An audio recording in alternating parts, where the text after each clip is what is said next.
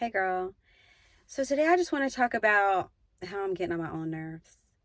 Like, this has happened to me several times in life, just where I feel like I'm aware and know where I need to be or want to be, or even what I want to do.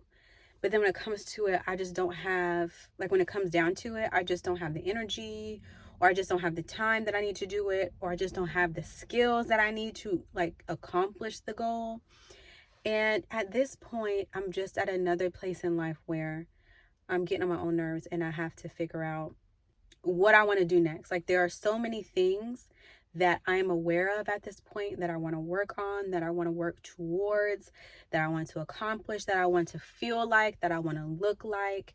Um, and honestly, I can get a little bit overwhelmed with just the amount of things that there are, with the number of areas that there are for me to focus on. And the way that I am, when I get overwhelmed, I just want to shut down. Like, I'm not doing a single thing. And that's not good, because then I'm still in the same place a year from now, 2 years from now, 5 years from now, when once I have the awareness around it, for me at least, that's the best time for me to take action. It's at the forefront of my mind.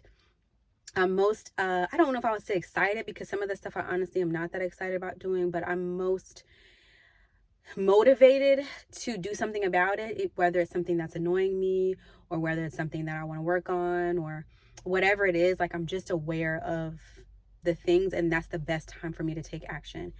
And so I think, and let me just share with you what some of the things are.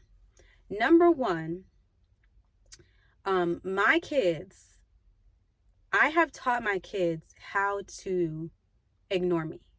I'm pretty sure. Like, I know that I'm the one that raises them and have taught them whatever they know for the most part.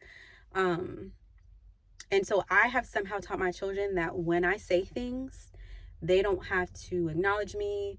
They don't have to do what I'm actually saying. They just get to choose whatever they feel like doing, whenever they feel like doing it. And obviously they're not like completely defiant kids or anything, but it's like some points, it's not even some, it's several points throughout the day when I'm asking them to put on their shoes, when I'm asking them to go brush their teeth, when I'm asking them to get in their bed and stay in the bed for nap. Like, oh, if you're not sleepy, that's fine. Just stay in your bed and be quiet. And they just do whatever they want. And now some of that with the nap, I know is developmentally, like them remembering that I said it and them being able to keep their body still. But even with that, it's like there are just things that I want to work on and get them more familiar with, because yes, it is hard for them to keep their body still, but it's also not impossible. And I want to help them and give them the tools to be able to do that.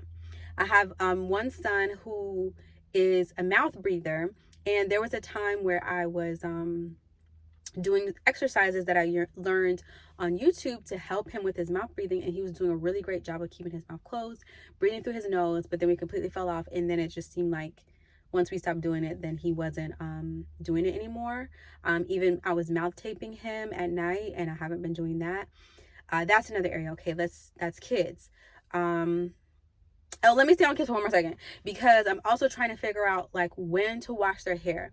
Like, I want to get their hair washing on a schedule, on a routine, to make sure that it happens, because sometimes they be walking around, this hair be looking dry. Like, I'll do my best to spray with water again, but it's like they need a wash. And the way that the amount of time that process takes, like sometimes I just don't have that amount of time.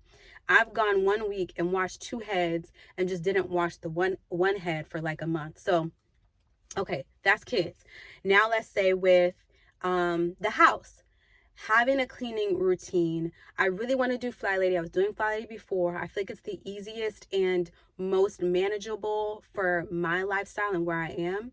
But it's picking that back up and implementing it, making sure that I have energy throughout the day to make that happen.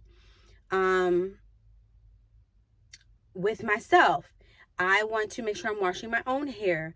I want to figure out what I want to be wearing this fall and winter. Like, what's my style? I'm also getting into like color seasons and how those things affect the colors that you pick out, and keeping that in mind as I'm looking for items for my fall and winter wardrobe. I want to start working out more. I want to start preparing my body to have to be pregnant. I want to make sure that I can carry my baby to full term at my age. What else? I'm married. I want to make sure that we have a happy marriage. I want to make sure that we are still excited to be married to each other, that we are still grateful to each other, that we are still intimate with each other in all the ways that you can be intimate. And so there's just a lot of things. And I also want to be making these videos regularly. I want to be homeschooling my kids. I want to grow in my character, be more, I don't know if I would call it discipline. I guess there's a level of discipline. I just don't love that word. But to be more intentional about how I'm spending my time. I want to have a way that I'm making money, like through these videos and through things that I'm offering and sharing and giving value about, that I'll be able to just bring in my own money, money to get, like, you know, things that I want to get on the side. So yeah, there's, oh, and also do some work around my perfectionism. I think that that is a wound. I think that that is something that comes from my childhood, feeling like in some way it was communicated to me that I wasn't good enough if it wasn't perfect, and that I was striving and striving, and I'm really trying to get out of that. And so, as you can see, there are so many areas that I'm like, I just want to, I can see where I want to go, but I also can acknowledge that I'm not in that place.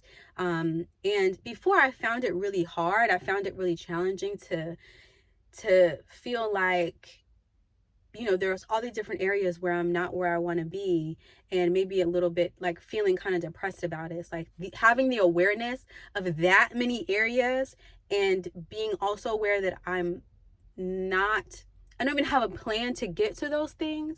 That was pretty depressing. But now I've decided that I'm going to make a plan.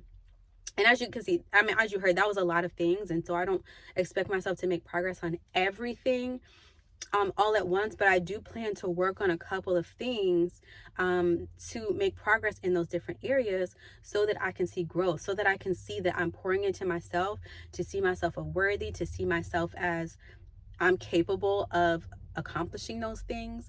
I do have to be okay with baby steps. I do have to be okay with giving myself grace. But yeah, that's just where I am. I've just been getting on my own nerves with knowing the things that I need to do and not doing them. And so I'm really just planning to make a plan and take action on those things. And so subscribe if that's something that you're interested in. We're just on a journey, girl. We're trying to bridge the gap between where we are and where we want to be when it comes to being moms and staying at home. So please follow along if that's something that you're interested in, and I'll see you in the next video. Bye, girl.